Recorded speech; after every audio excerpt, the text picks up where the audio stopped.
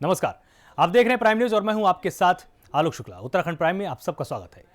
पौड़ी हादसे में मृतकों के शव मिलने का सिलसिला लगातार जारी है। अब कर्णप्रयाग से तकरीबन 5 किलोमीटर दूर बसे गलगांव के पास एक और शव बरामद किया गया है। यह शव बीएसएफ की रेस्क्यू टीम को कड़ी मेहनत के बाद मिला है।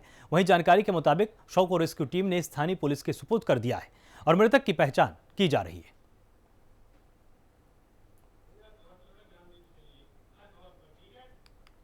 तो बीएसएफ को एक और शव मिला है।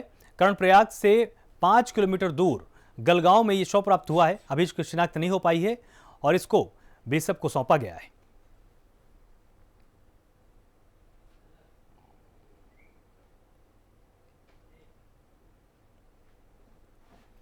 तो वहीं चमोली में आपदा के बाद से लगातार रेस्क्यू का काम जारी है। इस बीच हादसे के 100 से ज्यादा घंटे बीत जाने के बाद भी जब कई लोग बरामद नहीं हुए तो उनके परिजनों का गुस्सा फूटने लगा है। इस बीच नाराज लोगों ने प्रदेश की सरकार के खिलाफ नारेबाजी की है और इस बीच लोगों ने अधिकारियों और मंत्रियों के दौरे को लेकर भी सवाल उठा दिए हैं। कहा है कि मंत्रियों के दौरे पर ज्यादातर फोर्स को सिक्योरिटी में लगा दिया जाता है, जिसके चलते रेस्क्यू ऑपरेशन की गति कम हो जाती है।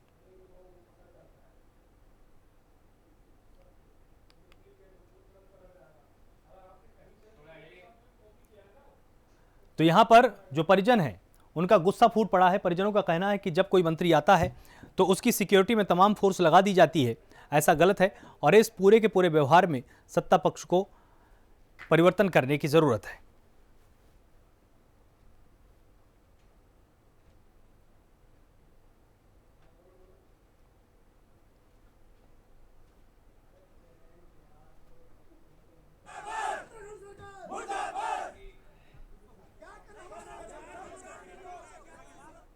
वहीं चमोली में आई आपदा के बाद से लगातार रेस्क्यू ऑपरेशन जारी है। इस बीच अब तक 30 से ज्यादा लोगों के शव बरामद हो चुके हैं, तो साथ ही 190 से ज्यादा लोग लापता हैं। इस बीच बताया जा रहा है कि 2.5 किलोमीटर लंबी तपोवन टनल में आए मलबे को हटाने में अभी और समय लगेगा।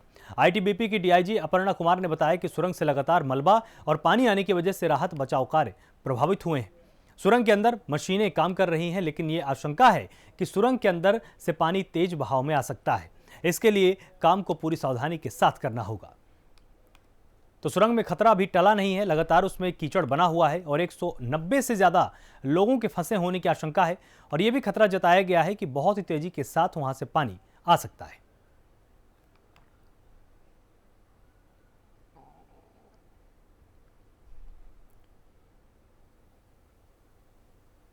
हम खड़े हैं ग्राउंड जीरो पर तपोवन बैराज में, जहां पे आप देख रहे हैं कि पिछले 50 घंटों से लगातार एनडीआरएफ, एसडीआरएफ, भारतीय सेना, बीआरओ, आईटीबीपी के जवान, हिमवीर जवान जो है पूरे रेस्क्यू ऑपरेशन पे जुड़े हुए हैं और अंदर पूरी तरह से सिल्ट, धौलीगंगा का जो बहाव जो है पूरे टनल के अंदर सिल्ट जमा हो गई है और 50 घंटों से लगातार यहाँ पे रेस्क्यू ऑपरेशन चल रहा है। और आज जो है यहाँ से आगे सेना का जो है पूरा एक बाउंड्री लगी हुई, यहाँ से बाहर नहीं जाने दिया जा रहा है और लगातार यहाँ पे पूरा प्रदेश नहीं, पूरे देश के मीडिया जो है यहाँ पे इंतज़ार कर रही है कि कब अंदर से कोई मैसेज आए कि उनके जो कितने लोग अंदर अभी सुरक्षित और कितने नहीं। प्राइम न्यूज़ के लिए बैराज साइड जोशीमठ से संजय कुमार। जोशीमठ के चमोली में आई आपदा में रेडी गांव का पुल बहने से भारत चीन सीमा के 13 गांव अलग थलग हो गए। ऐसे जिन गांवों को जोड़ने वाले पुल टूट गए हैं, वहां के लोगों को काफी दिक्कतों का सामना करना पड़ रहा है। इस बीच एसडीआरएफ और आईटीबीपी की रेस्क्यू टीम बॉर्डर रोड को जोड़ने और लोगों की आवाजाही के लिए जिप रोप विधि से पुल बना रही है और सेना के जवान तकरीबन 6 किलोमीटर पैदल चलकर प्रभावित इलाकों तक राहत सामग्री पहुंचाने का काम कर रहे हैं।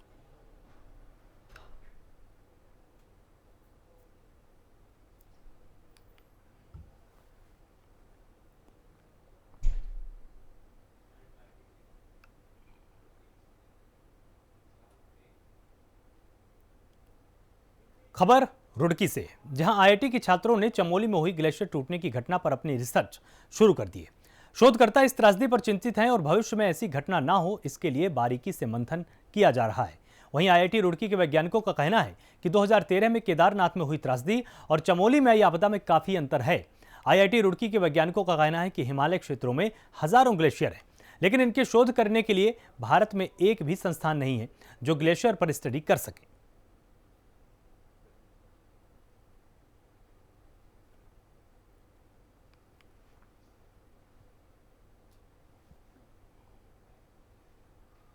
नेचुरल रिवर है, बर्फ़ की रिवर है, आइस की रिवर आप बोल सकते हैं। वो हमेशा चेंज होता ही रहता है, तो उसके लिए हम ये नहीं कह सकते हैं कि ग्लेशियर चेंज नहीं होगा। और उसके जो अदर क्लाइमेट के जो इफ़ेक्ट है उस ग्लेशियर पे सबसे ज़्यादा हमारे पृथ्वी पे दिखाई देते हैं। तो अगर ग्लेशियर में कोई चेंजेस हो रहे हैं तो उसके लिए डेडिकेटेड स्टडी होना बहुत ज़रूरी है।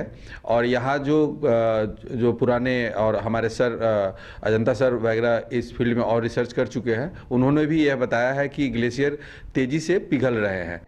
तो हमने जो सैटेलाइट इमेज के अध्ययन किया है उसमें हमें ये समझ में आया है कि किसी लेक के फटने से नहीं हुआ है, हालांकि एक एवलांस के कारण हुआ है, या एक बर्फ़ का बहुत बड़ा टुकड़ा एक स्लोप में से गिर गया है।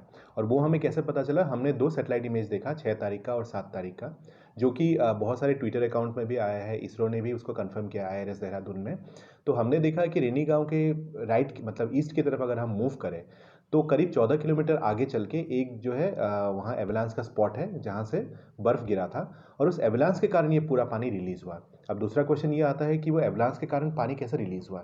तो उसमें 2 थ्योरीज सामने जो है समझ में आ रहा है हमें, अब तक उसका अभी कंफर्मेशन नहीं है। पहला थ्योरी ये है कि वहाँ जो एवलांस हुआ, जहाँ पे आके वो गिरा, तो वो पूरा ग्लेशिएटेड एरिया है, तो वहाँ सिर्फ बर्फ़ ही नहीं है, वहाँ कुछ पानी के पैचेस भी रह सकते हैं। तो वहीं चमोली में आई भीषण आपदा में लगातार रेस्क्यू का काम जारी है। इस बीच सरकार पूरी तरह से लोगों की जान बचाने की कोशिश भी कर रही है। इसी बीच नेता प्रतिपक्ष इंदिरा हृदयेश का कहना है कि पूरा विपक्ष इस आपदा की घड़ी में परेशान और हताश लोगों के साथ खड़ा है। साथ ही ये भी कहा कि सरकार से भी लगातार वार्ता हो रही है। उन्होंने ये भी बताया कि मुख्यमंत्री त्रिवेंद्र सिंह रावत भी लगातार रेस्क्यू से जुड़ी जानकारी पहुंचा रहे हैं। नेता प्रतिपक्ष इंदिरा हृदयेश का कहना है कि सबसे पहली प्राथमिकता यही है कि जो फंसे हुए लोग हैं उनको किसी तरह बाहर निकाला जा सके। साथ ही सरकार को उन्होंने ये भी सुझाव दिया है कि वो वाडिया इंस्टीट्यूट सहित कई ऐसे इंस्टीट्यूट हैं जो पर्यावरणीय दृष्टि से हिमालय के क्षेत्र का अध्ययन करते हैं। ऐसे लोगों से राय शुमारी की जानी चाहिए और इनके सुझाव को भी सुना जाना जरूरी है।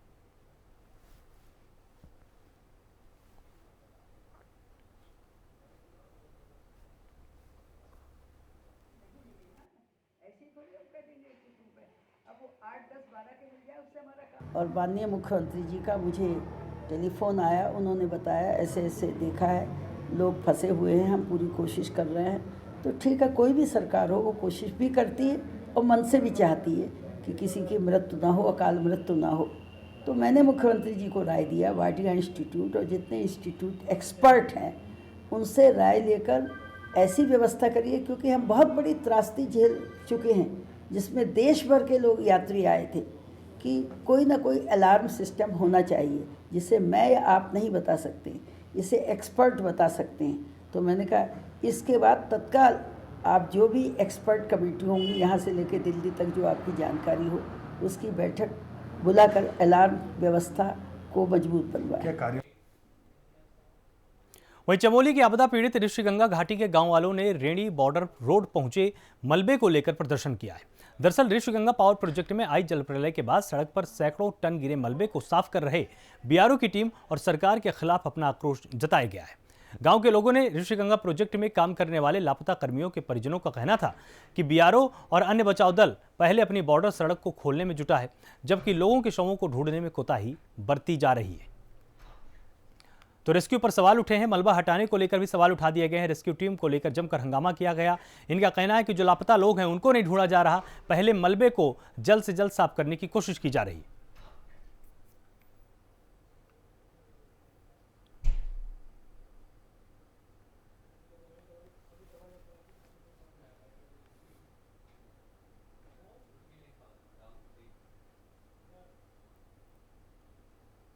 रुड़की के प्रशासनिक भवन में मानव अधिकार कमेटी के नेशनल चीफ कन्वीनर और सुप्रीम कोर्ट के रिटायर्ड जज डॉक्टर आनंद वर्धन ने चमोली में आई आपदा पर गहरा दुख जाहिर किया है। वहीं उन्होंने घटना में उत्तराखंड में मरने वाले लोगों के परिजनों को 5-5 लाख और घायलों को 1 लाख मुआवजा देने की मांग की है। इस बीच उन्होंने ये भी कहा कि इकबालपुर चीनी मिल पर किसानों का करोड़ों का भुगतान बकाया है, जिसे सरकार देने में पूरी तरह से नाकाम साबित हो रही है। और उन्होंने प्रदेश सरकार से किसानों की समस्याओं को प्रमुखता से लेने की मांग की है।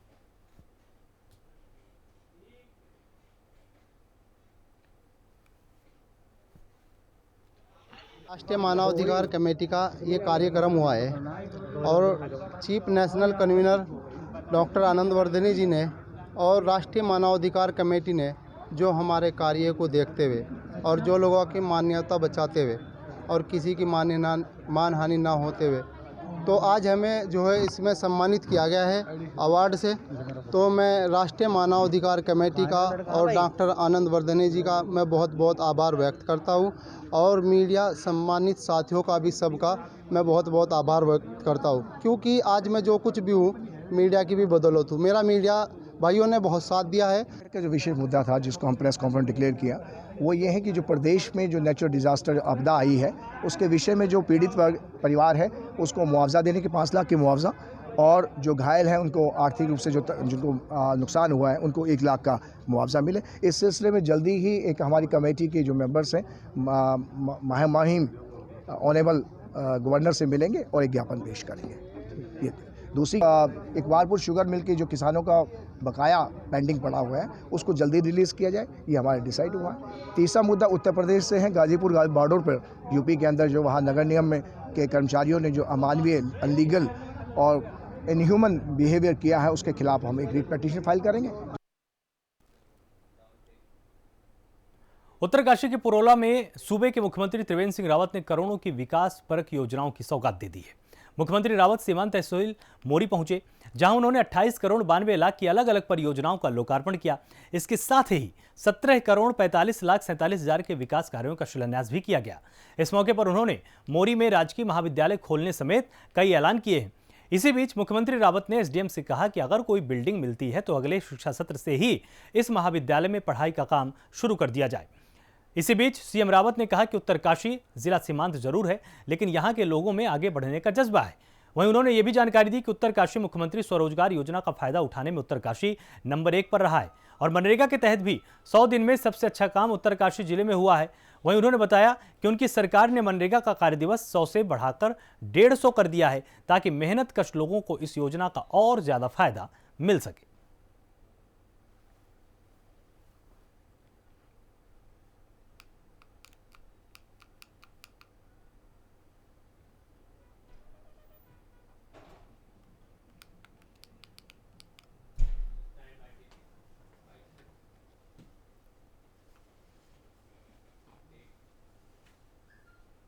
हरिद्वार में इस बार कुंभ बारे की जगह 11वें साल में आयोजित किया जा रहा है। वहीं इस कुंभ को दिव्य और भव्य बनाने के साथ ही सकुशल संपन्न कराने के लिए तैयारी की जा रही है।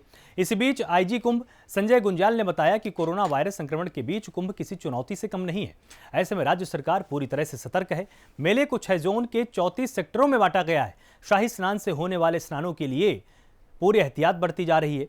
11 फरवरी को मौनी अमावस्या और 16 फरवरी को बसंत पंचमी स्नान है, जो केंद्र की एसओपी के हिसाब से ही होंगे।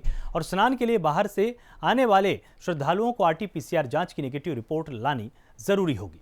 यह रिपोर्ट 72 घंटे की अवधि की होनी चाहिए। वहीं नेगेटिव रिपोर्ट न लाने पर श्रद्धालुओं को सीमा पर प्रवेश नहीं करने दिया जाएगा। हालांकि स्थानीय लोग नेगेटिव रिपोर्ट की बाध्यता से मुक्त होंगे। इस बीच राज्य सरकार की तरफ से कोविड पोर्टल भी बनाया गया है, उस पर श्रद्धालु रजिस्ट्रेशन करा सकते हैं।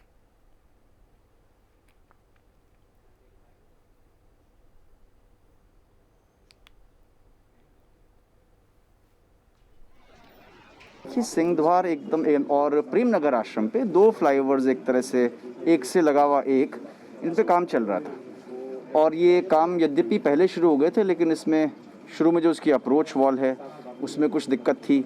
इनफैक्ट वो कई जगहों पे खुल भी रही थी। तो वो फ्लाईओवर का जो एक हिस्सा है जिसको लेफ्ट हैंड साइड हम कह रहे हैं, लेफ्ट हैंड साइड वाला हिस्सा आज चालू किया गया है।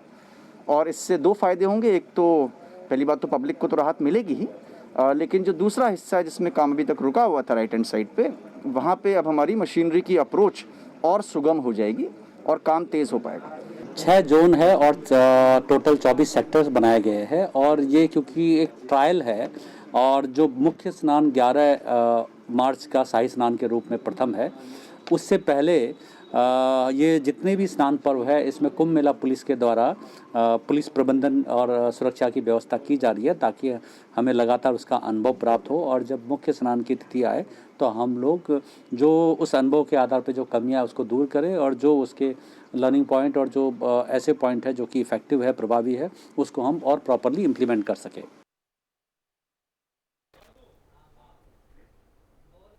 हरिद्वार की मेयर अनीता शर्मा ने मध्य हरिद्वार क्षेत्र का निरीक्षण किया है और इस दौरान उन्होंने लोगों से उनके घर और दुकान के आगे नालियों की नाले नालियों की साफ सफाई को लेकर बातचीत भी की है। मेयर ने बताया कि नालों के बीच में अंडरग्राउंड विद्युत लाइन जाने से कई जगह कचरा फंसा हुआ है, जिसके चलते पानी आगे नहीं बढ़ पा रहा है। वहीं मौके पर कर्मचारियों को भी जन समस्याओं के बारे में जानकारी दी गई है। इस बीच मेयर प्रतिनिधि अशोक शर्मा ने कहा कि जल्दबाजी में भी अधिकारियों की देखरेख में ही कार्य किया जा रहा है, जिसके चलते नालों की सफाई नहीं हो पा रही। इसके साथ ही स्थानीय विधायक मदन कौशिक पर भी ध्यान न देने का आरोप लगाया गया है।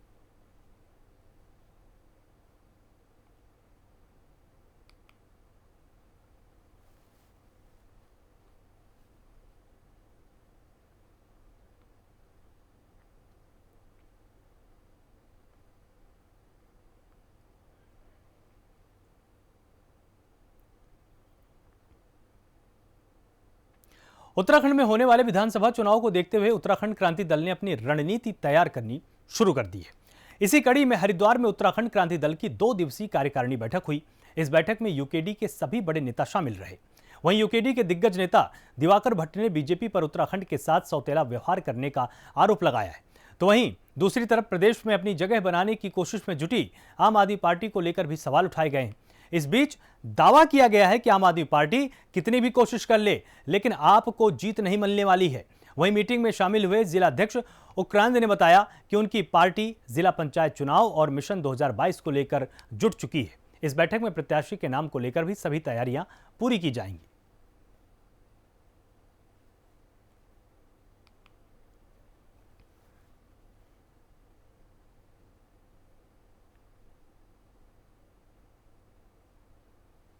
देखिए, सब एक मंच पे हैं और ये साफ मैसेज है कि यूकेडी अब एकजुट हो चुका है और पूर्ण रूप से एकजुटता के साथ ही वो आगामी सभी चुनाव, चाहे वो त्रिसूत्री चुनाव हो जो जिला पंचायत के भी हमारे होने वाले हैं, और चाहे वो विधानसभा चुनाव हो जो 2022 में होने वाले हैं, पूरी ताकत के साथ, पूरे जोश के साथ हम वो चुनाव लड़ने वाले हैं। आज हमारी केंद्रीय कार्यकारिणी की 2 दिवसीय बैठक है जो 9 फरवरी 10 फरवरी तक चलेगी। इसमें हमारे जो है केंद्रीय अध्यक्ष जी है, उनके साथ साथ जो है काशी सिंगेरी जी हैं, पुष्पेश जी हैं, जंतवाल जी हैं और भी गणमान्य व्यक्ति जो केंद्र के हैं, वो सभी लोग आज यहाँ उपस्थित हैं। हमारी राष्ट्रीय कार्यकारिणी मतलब नेशनल, इसे मानो या स्टेट, ये हमारी सेंट्रल एजुकेटिव की आज मीटिंग है। इसमें हमारा मुख्य फोकस जो है 2022 है, क्योंकि अब चुनाव आ रहा है। अगर हम उस चुनाव में अपने आप को सक्षम नहीं करेंगे जाने के लिए तो फिर बेकार है ना। और आप ये जानते हैं कि हम लोग आंदोलनकारी हैं, लेकिन अब राजनीति के भी होना पड़ेगा, क्योंकि ये आंदोलनकारी होने की वजह से हम जेल तो जाने की आदत पड़ गई, सत्ता की ओर नहीं जा सकती। मसूरी में नेशनल हाईवे की खस्ताहाल हालत से इलाके के लोग काफी परेशान चल रहे हैं। शहर से गुजरने वाले हाईवे पर कई जगहों पर बड़े बड़े गड्ढे हो चुके हैं और सड़क के खस्ता हाल होने के चलते इलाके में कई जगह पर हादसे भी हो चुके हैं। इस बारे में कई बार अधिकारियों से शिकायत की गई, लेकिन लोगों का आरोप है कि अधिकारी किसी भी तरह का एक्शन नहीं लेते। वहीं यातायात को व्यवस्थित करने के लिए तैनात ट्रैफिक पुलिस के कर्मचारियों को गड्ढों में पत्थर भरकर यातायात को सुचारू करना पड़ रहा है। वहीं दूसरी तरफ टिहरी धनौल्टी बाईपास पर भी सड़क पर बड़े बड़े गड्ढे हो चुके हैं। इसके चलते कई बार बाइक सवार लोग बेकाबू होकर गिर चुके हैं, लेकिन ना तो राष्ट्रीय राजमार्ग के अधिकारी और ना ही प्रशासन इस तरफ ध्यान देता है। इन गड्ढों के चलते पर्यटकों को भी काफी दिक्कतों का सामना करना पड़ता है। इस बारे में नगर पालिका के पूर्व अध्यक्ष ओपी उनियाल ने बताया कि उन्होंने इस मामले में अधिकारियों से शिकायत की थी, लेकिन कुछ सड़कों को ठीक किया गया, जबकि बाकियों की हालत पहले जैसी है।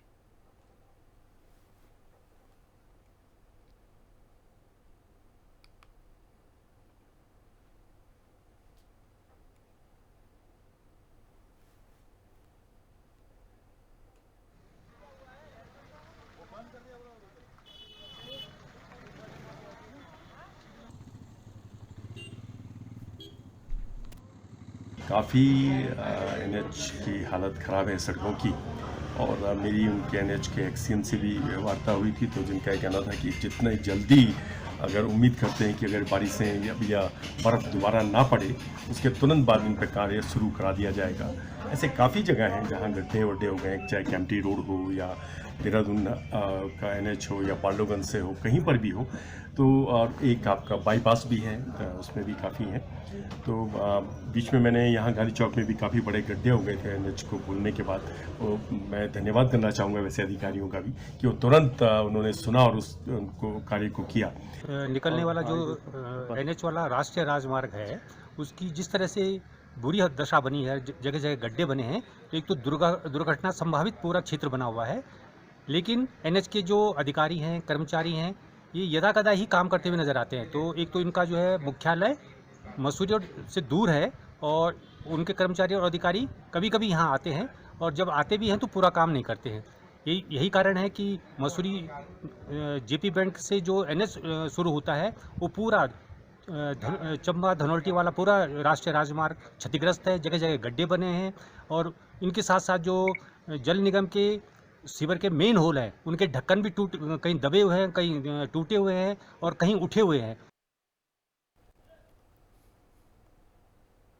रुद्रपुर के रमपुरा इलाके में नाबालिग के साथ छेड़छाड़ और बाद में घर में घुसकर अभद्रता करने के मामले में एक आरोपी को गिरफ्तार किया गया है। पुलिस ने आरोपी पर पास्को एक्ट के तहत केस दर्ज किया है।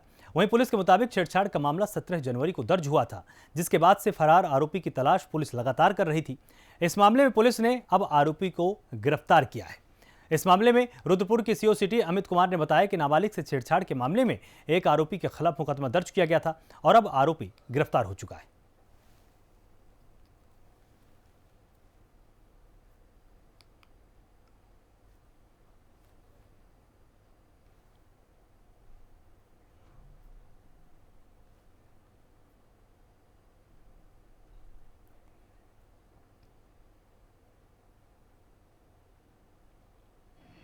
– 31/20 रुद्रपुर कोतवाली में पंजीकृत मामला है। इसमें 10/11 पोक्सो लगी है। तो इसमें अभियुक्त को सुबह गिरफ्तार कर लिया गया है और न्यायालय में पेश किया जा रहा है। रुद्रपुर पुलिस ने लाखों की कीमत की स्मैक के साथ एक महिला और एक आदमी को गिरफ्तार किया है। पुलिस के मुताबिक पकड़े गए आरोपी पति-पत्नी है। वहीं पुलिस ने जानकारी दी है कि आरोपियों के पास से 52.12 ग्राम स्मैक भी बरामद की गई है। पुलिस ने आरोपियों के खिलाफ केस दर्ज कर कार्रवाई शुरू की है। इस सिलसिले में CO सिटी अमित कुमार ने बताया कि मुखबिर से मिली जानकारी के बाद पुलिस की टीम एक्शन में आई, जिसके बाद कोतवाली पुलिस और ADTF टीम ने बाइक सवार पति पत्नी को स्मैक के साथ गिरफ्तार किया है।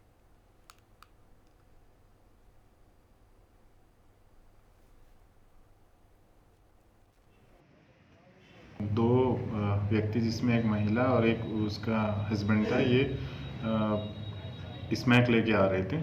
तो पुलिस को पहले से सूचना थी, तो उन्होंने इसमें इनकी मौके पर रोक के तलाशी की गई तो बरामद हुई और इसमें मुकदमा पंजीकृत कर लिया गया है और इसमें इन दोनों को आज न्यायालय में पेश किया जा रहा है।